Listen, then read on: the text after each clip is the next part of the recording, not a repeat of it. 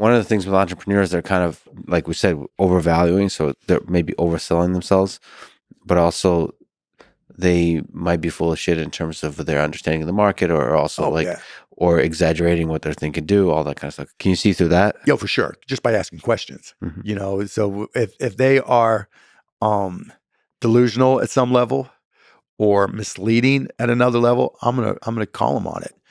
So you get people trying to sell supplements that come on there and it's a cure for cancer or whatever it may be, or there's this latest fad that, increases your core strength without doing any exercises, shit like that. I'm just going to bounce. I'm going to pound on them. Right. See, I still love that. I still love the trying. Give them credit, right? Because they know all of America is going to see it, and they're deluded themselves to believe this story so strongly. I mean, there's a delusional aspect to entrepreneurship, right? Like you just... I see that. That's a great question. Do you have to be ambitious and, set aside reality at some level to think that you can create a company that could be worth 10, 100, $1 billion, right? Yeah, at some level, because you don't know. It's all uncertainty. But I think if you're delusional, that works against you. Because everything's grounded in reality. You've got to execute. You've got to produce. You can have a vision, right? And you can say, this is where I want to get to, and that's my mission, or this is my driving principle. But you still got to execute on the business plan, and that's where most people fail. Yeah, you have to be kind of two-brained, I guess. You have to be able to dip into reality when you're thinking about like the specifics of the product, how to design things, how to the first principles, the basics of how to build the thing, how much it's going to cost, all of that. Yeah, I mean, because if you can't do the basics, you're not going to be able to do the bigger things. And at the same time, you've got to be able. One of the things that entrepreneurs do that I always try to remind any that I work with on is we all tend to lie to ourselves. Our product is bigger, faster, cheaper, this or that, as if that is a finite situation that's never going to change, right?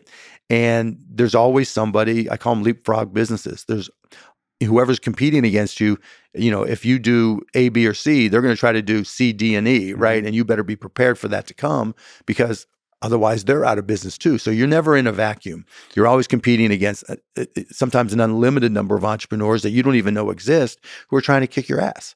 And the tricky part of all this too is you might need to frequently pivot, especially in the beginning. Hopefully not. So you think like in the beginning, the product you have should be the thing that carries you a long time. Yeah, because I mean, that's your riskiest point in time, right? And so if you've done your homework, which includes going out there and testing product market fit, you should have confidence that you're going to be able to sell it. Now, if you didn't do your homework and you go out there and you sell whatever it is, and you've raised money or whatever, just to pivot, you've already shown that you haven't been able to read the market. And so it's not that pivots can't work and always don't work. They can, but more often than not, they don't. You pivot for a reason. That's because you made a huge mistake. Well, I also mean like the micro pivots, which is like iterative development of a thing. That's not, just iterations. Yeah. Entrepreneurship, having any business is just continuous iteration, continuous. Your product, your sales pitch, your advertising, introducing new technology. How do you use AI or not use AI? Where do you use it? What person is the right person? There's just a million touch points, that you're always reevaluating in real time, that you have to be agile and adapt and change. But especially in software, it feels like business model can evolve really quickly too. Like how are you going to make money on this?